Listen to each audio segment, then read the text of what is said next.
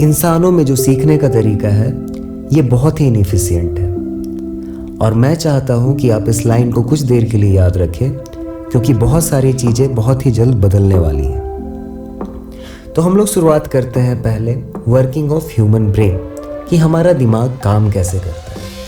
हमारा दिमाग काम कैसे करता है इसको समझने के लिए हमें एक बेसिक स्ट्रक्चर ऑफ ब्रेन समझने की ज़रूरत है कि हमारा दिमाग बना कैसे है। तो हमारा दिमाग छोटे छोटे सेल्स के थ्रू बना है, जिसे हम लोग न्यूरॉन्स के नाम से जानते हैं। ये न्यूरॉन्स बेसिकली बहुत छोटे सेल्स होते हैं जिनमें 3 पार्ट्स होते हैं।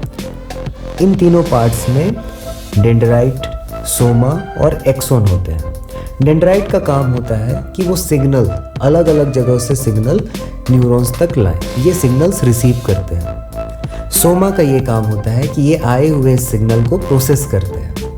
और एक्सॉन का काम होता है कि इस सिग्नल को ये नेक्स्ट न्यूरॉन तक या बॉडी पार्ट तक ट्रांसफ़र करते हैं, ट्रांसमिट करते हैं। तो हमारा ब्रेन बेसिकली न्यूरॉन से बना हुआ है, जिसमें 3 पार्ट है। उसमें से एक का काम सिग्नल रिसीव करना है, एक का काम सिग्नल प्रोसेस करना है और तीसरे का काम सिग्नल को ट्रांसमिट करना है। तो ऐसे हमारा दिमाग काम करता है। और ये बहुत सारे न्यूरॉन्स आपस में कनेक्टेड होते हैं और इनके ही थ्रू हमारे पूरे बॉडी में सिग्नल्स आते और जाते हैं, जिस कारण से हमारा पूरा बॉडी फंक्शन कर पाता है, काम कर पाता है।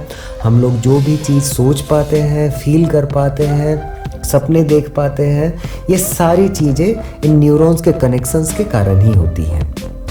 हम लोग बचपन से ही अपने आसपास की चीज़ों को देख के सीखते हैं, समझते हैं, पढ़ाई करते हैं और इस सारे प्रोसेस में हमारे जीवन का बहुत ही अच्छा खासा हिस्सा निकल जाता है। और जब तक हम लोग इस काबिल होते हैं, इतने समझदार होते हैं कि इन सारी जानकारियों का अपने जीवन में इस्तेमाल कर पाएँ, तब तक धीरे धीरे करके हमारी उम्र बढ़ जाती है और हमारे साथ ये हमारा सारा सीखा हुआ नॉलेज जो भी हमने सीखा था वो हमारे साथ ही ख़त्म हो जाता है। और फिर नेक्स्ट जनरेशन को ये सारी चीज़ें दोबारा सीखनी पड़ती हैं। तो ये जो पूरा प्रोसेस होता है ये बहुत ही टाइम कंज्यूमिंग होता है और एक बहुत ही इनएफिशिएंट तरीका होता है। अगर कोई ऐसा तरीका होता जिसके थ्रू हम लोग ये सारा प्रोसेस हमें रिपीट ना करना होता, तो इससे हमारा बहुत सारा टाइम भी बच जाता और हम लोग बहुत जल्दी जल्दी इवॉल्व भी कर पाते। और दूसरी सबसे बड़ी समस्या हमारे पास ये होती है कि हम लोग जो भी चीज़ सीखते हैं वो हमारे दिमाग तक जब पहुंचती है तो वो प्रोसेस बहुत स्लो होता है। तो ये प्रोसेस स्लो कैसे होता है? अगर हम लोग किताब से कुछ भी पढ़ रहे हैं, कुछ सीख रहे हैं, तो हमें उन सारी चीज़ों को वर्ड बाय वर्ड पढ़ना होता है। और ये वर्ड बाय वर्ड पढ़ने की स्पीड की एक लिमिटेशन होती है। एक लिमिट से ज़्यादा अगर स्पीड से हम लोग पढ़ाई करने की कोशिश करें तो फिर वो या तो हमें समझ में नहीं आएगा या तो बस जस्ट हम उसे रीडिंग ही कर रहे होंगे, उसका कोई मतलब नहीं होगा। तो क्या है, हमारे दिमाग की सोचने की जो काबिलियत है वो उसकी स्पीड बहुत हाई है, बट एक रिस्ट्रिक्शन हो जाता है कि किस रेट से उस इन्फॉर्मेशन को हम अपने तक पहुंचा पा रहे हैं, ये रिस्ट्रिक्शन हो जा रहा है। तो इस रिस्ट्रिक्शन को दूर करने के लिए ही जनरली अभी के जनरेशन में जितने भी लोग हैं वो बुक्स पढ़ने के बजाय वीडियोस देख के सीखना ज़्यादा पसंद करते हैं। अब ये बुक्स पढ़ने के बजाय अगर वीडियोस देख रहे हैं तो उसका कारण ये होता है कि वीडियोस के थ्रू बहुत ही ज़्यादा नॉलेज हम लोग बहुत ही कम समय में अपने दिमाग तक पहुँचा पाते हैं। तो इस कारण से जो ये गैप हो रहा था सीखने के प्रोसेस में, जो एक टाइम ज़्यादा लग रहा था, इस प्रोसेस को सॉल्व करने के लिए हमने एक तरीका निकाला। जो इन्फॉर्मेशन हमारे दिमाग तक पहुंच रही है उसकी स्पीड को हमने बढ़ा दिया वीडियोस के थ्रू। वीडियोस के थ्रू हम लोग बहुत ही कम समय में बहुत ज़्यादा चीज़ सीख सकते हैं। तो ये तो एक तरीका हो गया। तो क्या हो अगर ये सारा इन्फॉर्मेशन हम लोग अपने दिमाग तक डायरेक्टली डाउनलोड कर पाए? क्या ऐसा किया जा सकता है? क्या ऐसा कोई टेक्नोलॉजी है हमारे पास जिसके थ्रू हम लोग इन्फॉर्मेशन डायरेक्टली अपने दिमाग तक अपलोड कर पाएँ या डाउनलोड कर पाएँ? ऐसा कुछ टेक्नोलॉजी हमारे पास है? तो हाँ, हमारे पास ऐसा एक टेक्नोलॉजी है जिसे हम लोग न्यूरल लिंक के नाम से जानते हैं। इस टेक्नोलॉजी में क्या होता है कि हमारे दिमाग में एक छोटा सा चिप प्लांट किया जाता है। एक छोटा सा चिप होता है जिसे कुछ रोबोट्स, बहुत ही हाईली प्रिसाइज रोबोट्स, सर्जरी की मदद से, एक छोटी सी सर्जरी की मदद से हमारे दिमाग में जाके प्लेस कर देती है। अब ये चिप हमारे दिमाग के साथ डायरेक्टली कांटेक्ट में आ गया। तो ये दिमाग के साथ डायरेक्टली कम्युनिकेट कर सकता है। इसका मतलब क्या हुआ कि हमारे दिमाग से डायरेक्टली जो सिग्नल्स हैं वो इस चिप तक जा सकती हैं, और इस चिप से जो सिग्नल्स होंगी वो डायरेक्टली हमारे दिमाग तक जाएंगे। तो इसका फ़ायदा हमें कैसे होगा?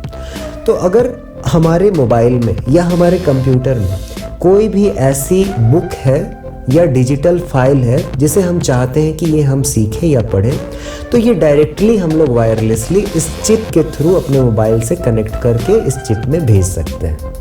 अब जैसे ही इसे हमने अपने चिप तक भेजा जो कि हमारे दिमाग के ऊपर कनेक्टेड है, तो ये चिप क्या करेगी कि इस सारे इंफॉर्मेशन को डायरेक्टली हमारे दिमाग तक पहुंचा देगी, क्योंकि ये अब हमारे दिमाग से डायरेक्टली कनेक्टेड है। तो थ्रू डिफरेंट सिग्नल्स हम लोग इस चिप में भरा हुआ इंफॉर्मेशन जिसको हमने अपने मोबाइल से अपलोड किया था वो डायरेक्टली हम लोग अपने दिमाग तक पहुंचा सकते हैं। इसका उल्टा भी किया जा सकता है। जी हाँ, अगर हम लोग कुछ सोच रहे हैं तो ये सारी सिग्नल्स जो भी जनरेट हो रही हैं दिमाग में, इसको डायरेक्टली हम लोग चिप के थ्रू वायरलेसली अपने मोबाइल या अपने कंप्यूटर तक पहुंचा सकते हैं। तो ऐसा एक सिचुएशन सोचिए जहाँ पे आपने सिर्फ सोचा हो कि मेरे घर का एक लाइट ऑफ हो जाए, और इस सोचने के कारण जो सिग्नल जनरेट हुआ है आपके ब्रेन में वो इस चिप के थ्रू आपके मोबाइल तक जाए, और आपके मोबाइल से कनेक्टेड स्मार्ट डिवाइसेस के कारण ये बल्ब खुद से स्विच ऑफ हो जाए या स्विच ऑन हो जाए। तो अपने पूरे घर के इलेक्ट्रिकल सिस्टम को आप सिर्फ सोच के ही कंट्रोल कर रहे हैं। यही नहीं, इसके अलावा आपको अपने मोबाइल को कंट्रोल करने के लिए अपनी उंगलियों की ज़रूरत ना हो। हाँ, टच की जगह पे आपने सिर्फ ये सोचा कि हाँ मैं अपने मोबाइल में YouTube देखना चाहता हूँ, इसके कारण कोई सिग्नल जनरेट हुआ और ये सिग्नल इस चिप तक पहुँची, और इस चिप के थ्रू ये डायरेक्टली आपके मोबाइल तक पहुँची, और ये मोबाइल में जाके YouTube आपने खोल दिया बिना उसे टच किए हुए। तो ऐसा भी पॉसिबल है। क्या हमने ये ट्राई किया है? बिल्कुल हमने ट्राई किया है, बट अभी तक ये जो ट्रायल्स हैं वो ह्यूमंस में परफॉर्म नहीं की गई हैं, क्योंकि अभी बहुत सारे टेस्ट्स हैं जिसको इस टेक्नोलॉजी को पास करनी होगी। तो हाँ, हमने इसे मंकीज़ में ट्राई किया है। मंकीज़ में हमने 2 न्यूरल लिंक्स लगाए थे और वो मंकी वायरलेसली वीडियो गेम खेल सकते थे। आपने बिल्कुल सही सुना, एक बंदर है जिसमें ये चिप लगा हुआ है और वो सिर्फ सोच के ही एक गेम खेल सकती है। ऐसा ट्रायल सक्सेसफुल हुआ है।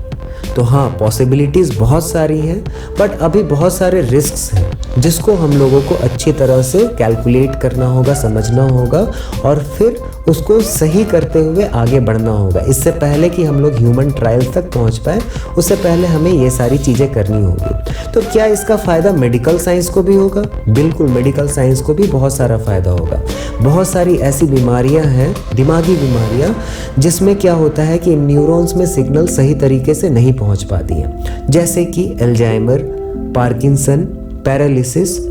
फॉर एग्जाम्पल पैरालिसिस में दिमाग में सिग्नल्स तो बनते हैं, बट किसी कारण से ये हमारे मसल्स तक नहीं पहुंच पाती। तो ऐसे केस में ये जो हमारा न्यूरल लिंक है, जहाँ पे भी सिग्नल्स ट्रांसफ़र होने में, ट्रांसमिट होने में प्रॉब्लम आ रही हो, उस गैप को ये ब्रिज करेगा, और पैरालिसिस, अल्जाइमर और पार्किंसन जैसे डिजीज़ में भी ये बहुत हेल्पफुल हो सकता है। तो ऐसे पेशेंट्स जो कि पैरालिसिस से इफेक्टेड हैं, वो डायरेक्टली बात भी नहीं कर सकते हैं। बहुत सारे ऐसे केसेस हैं जहाँ पे वो अपने आसपास के लोगों से बात भी नहीं कर पाते। तो क्या होगा कि हमारे मोबाइल में बहुत सारी वॉइस एप्लीकेशंस होती हैं, तो ये उनके डायरेक्टली ब्रेन के थ्रू ट्रांसमिट होगा इस चिप में, और इस चिप के थ्रू ये हमारे मोबाइल तक आकर, और जो भी वो बोलना चाहते हैं वो सिग्नल्स वॉइस जनरेट करेगी, जिसके थ्रू हम लोग उनके साथ कम्युनिकेट कर सकते हैं। तो बहुत सारी पॉसिबिलिटीज़ हैं जो कि एक वीडियो में कवर करना मुश्किल है।